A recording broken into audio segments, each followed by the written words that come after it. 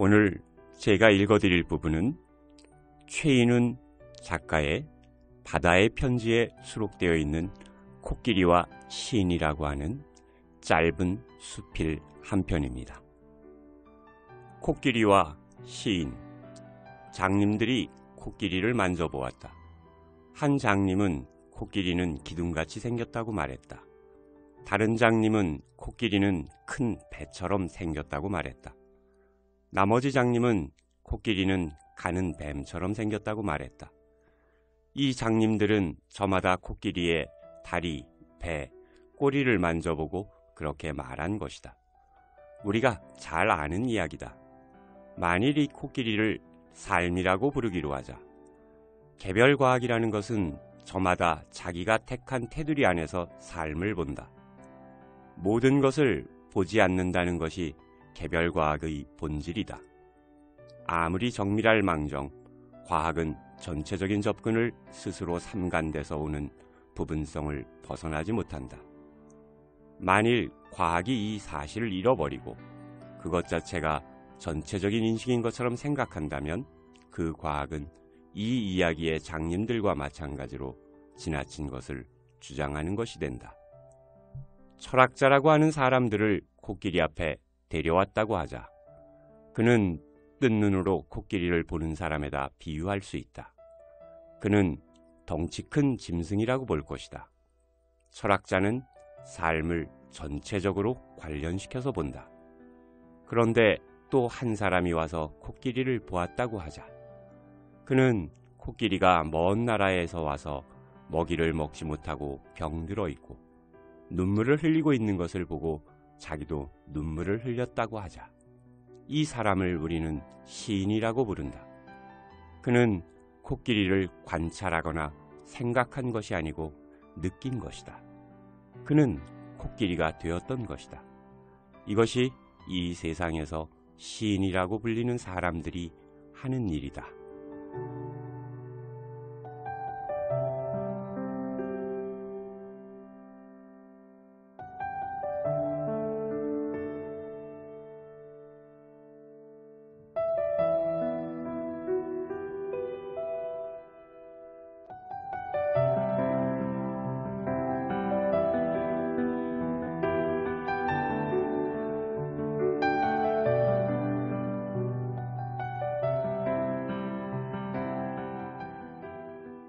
오늘은 광장과 화두의 작가 최인훈의 역사와 인류 문명에 관한 에세이집인 바다의 편지에 수록된 감정이 흐르는 하상의 일부를 읽어드리겠습니다.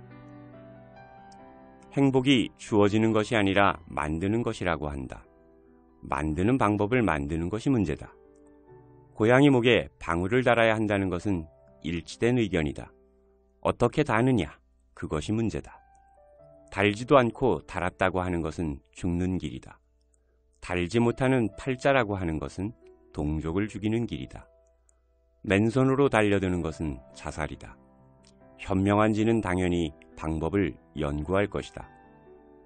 행복의 방법을 찾아 일생을 허비하는 사람도 있을 수 있다. 어떤 쥐들에게는 방법은 정해져 있다. 동족을 방패로 삼는 길이다. 어떤 쥐들은 취미가 이상해서 그 길을 택하지 않고는 길이 없는가를 생각하게 된다. 이런 쥐들이 괴로운 것이다. 인간 사회에 우화를 적용하는 것은 정확하지는 않다. 고양이는 늘 고양이이고 쥐는 늘 쥐인 것이 짐승이지만 인간 세상에서는 조건이 이렇게 절대적인 것은 아니다. 인간 사회의 조건은 가변적이고 유동적이다. 고양이가 쥐 되는 경우가 있고 쥐가 고양이 되는 경우가 있다. 이것이 인간이 문명 속에서 산다는 의미이다. 볕들날이 있는 것은 그러므로 쥐구멍이 아니라 사람 구멍이다.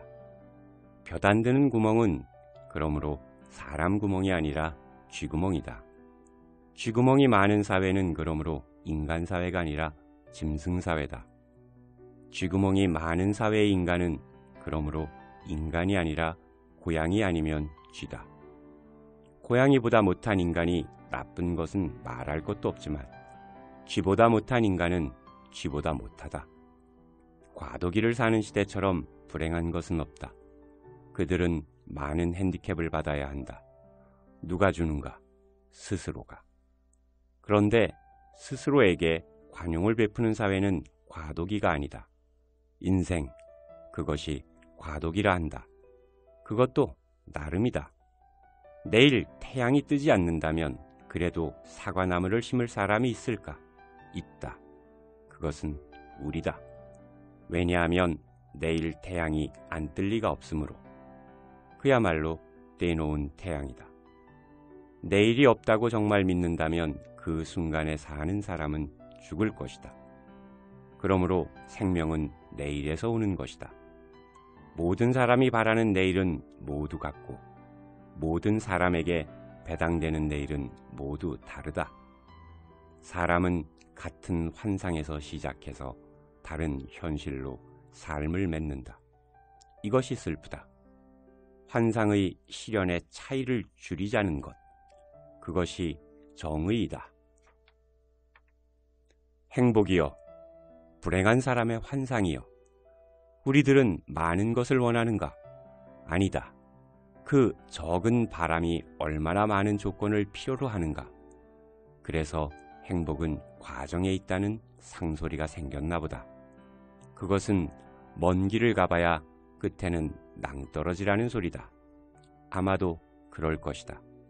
그렇다는 인식에서 모든 일은 세워지지 않으면 안 된다.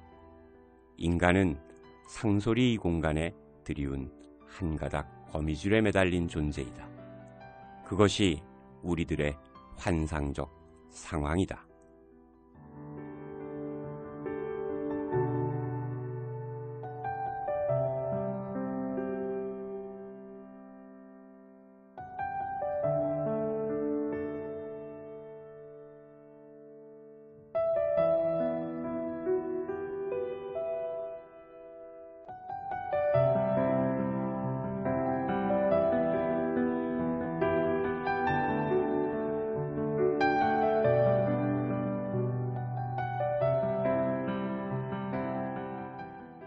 오늘도 어제에 이어서 최인훈 작가의 감정이 흐르는 하상의 한 대목을 읽어드리도록 하겠습니다. 행복, 그것은 현실이라는 말만큼이나 환상적이다. 그러므로 우리는 그것에 미친다. 환상적이지 아닌 어떤 것도 우리를 미치게 하지 못한다. 환상을 싫어하는 사람은 아무도 없다. 다만 나이가 들면서 모든 사람들이 다 그것을 좋아한다는 것을 알게 되자 사람들은 자기는 그 속에서 빠지고자 하는 것뿐이다. 그렇게 해서 제일 염치 없고 탐욕한 자만이 남는다. 환상은 그의 소유가 된다. 환상, 그것을 공유하는 것, 그게 가장 바람직하다. 구덕이 무서워서 장 담그지 말 것인가? 환상 없는 곳에는 행동도 없다. 대부분의 경우 환상을 극복하는 것이 아니라 환상을 유지할 능력이 없는 것이다. 현실적인 것은 환상적이고 환상적인 것은 현실적이다. 가장 놀라운 환상, 그것은 현실이라는 환상이다. 기득권을 가진 자가 늘 현실을 역설한다. 그 기득권 속에는 단순히 나이를 먹었다는 것까지도 들어간다. 환상의 바닷속처럼 현실적 보화가 들어차 있는 데가 없다. 생명은 환상의 아들이다. 사람은 실수로 악을 행하는 일도 있는 것처럼 실수로 선을 행할 수도 있다. 어느 쪽이든 책임을 면할 수는 없다. 악이란 남의 환상을 뺏는 것이다. 그러므로 악은 보상할 수 없다. 환상은 생명이므로. 선은 자기가 남의 환상이 되는 일이다. 그러므로 선은 보상을 원치 않는다. 생명은 환상이므로. 신은 생명이다. 신은 환상이므로. 증거가 없는 악은 악이 아니다. 가장 큰 증거는 물론 자기다. 증거가 없는 선은 선이 아니다. 가장 큰 증거는 물론 남이다. 대부분의 경우 선이란 능력이 아니라 은총이다. 이것이 슬프다. 대부분의 경우 악이란 운명이 아니라 범죄다. 이것도 슬프다. 자기는 살겠다면서 남은 죽으라는 것, 그것이 악이다. 간단한 진리다. 약한 자도 악을 행할 수는 있으나 선을 행하지는 못한다. 약한 자여, 내 이름은 악인이다. 노래하듯 선을 행하는 자, 그것이 천사다. 역사란 현실이란 말의 동태적 동의어다. 현실이란 역사란 말의 정태적 동의어이다. 보수주의자란 현실을 실체라고 생각하는 사람들이고 상대주의자란 역사를 허물하고 생각하는 사람들이다. 전자는 기득권을 주장하고 있는 것이며 후자는 비겁을 합리화하고 있다. 전자는 가지고 있는 순간을 영원이라 주장하며 후자는 가지고 있지도 않은 영원을 순간이라 주장한다. 역사란 상기하는 것이지 소유하는 것이 아니다. 당신이 당신의 역사를 욕하면 당신의 현실이 나빠진다. 나쁜 과거를 숨기려는 자는 미래를 숨기려는 의도에서다. 그는 반드시 재범한다. 역사란 미래의 희망이다. 바쁜 사람은 역사를 읽을 틈이 없다. 역사를 만들고 있기 때문에. 다만 그가 나쁜 역사를 만들고 있을 때가 문제다. 그런 경우에는 그가 죽든지 그를 죽이든지 하는 것이 바람직하다.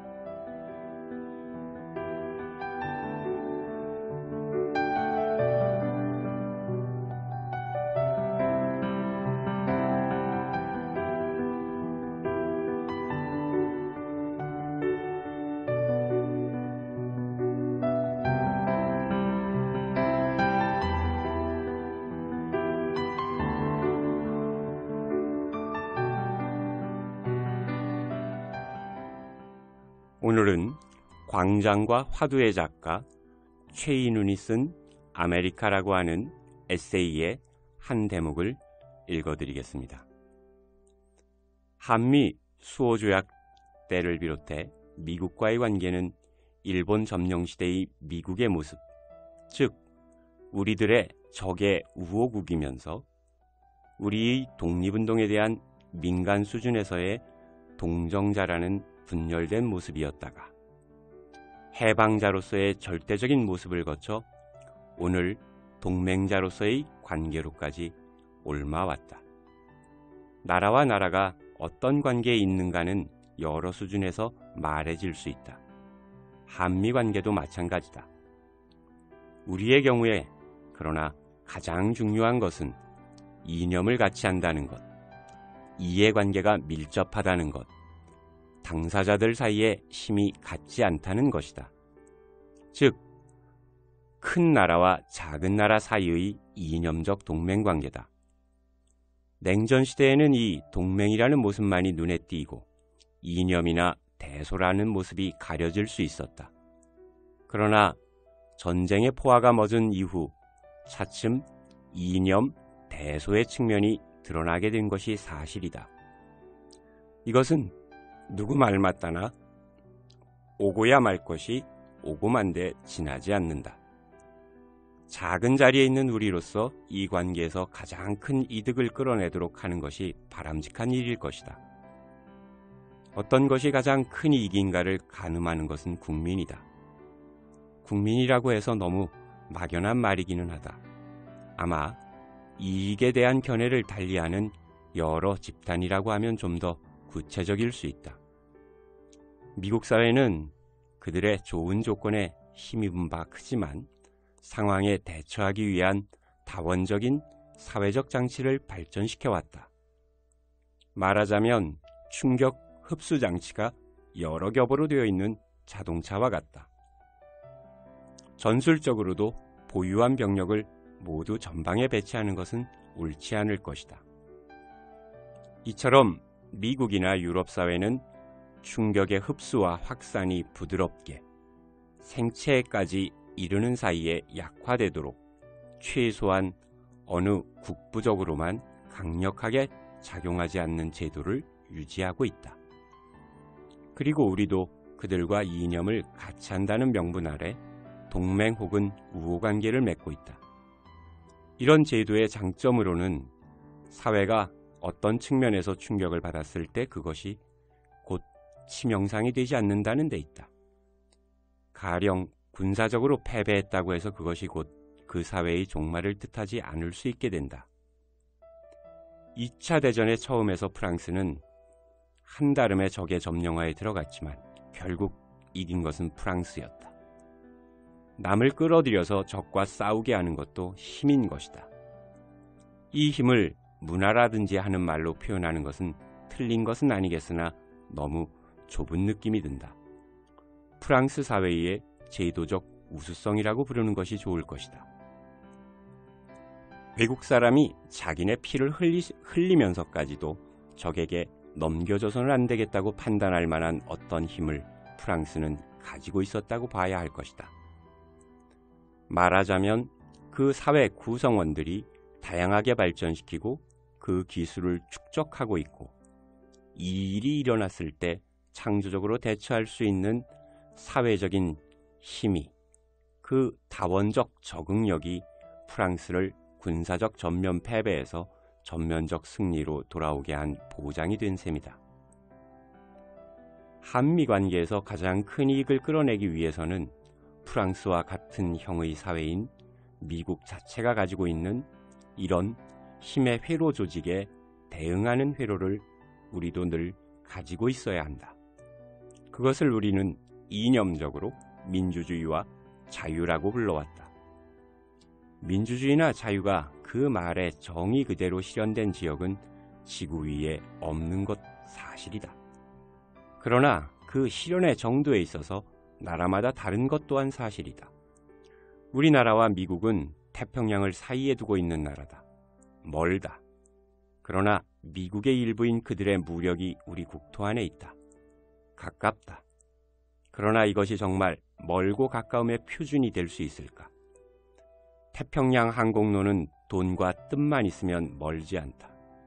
우리 국토 안에 있는 미국의 무력은 그 뜻이 달라지면 우리에게 선전포고를 할지도 모른다. 적 관계가 될 수도 있다는 말이다.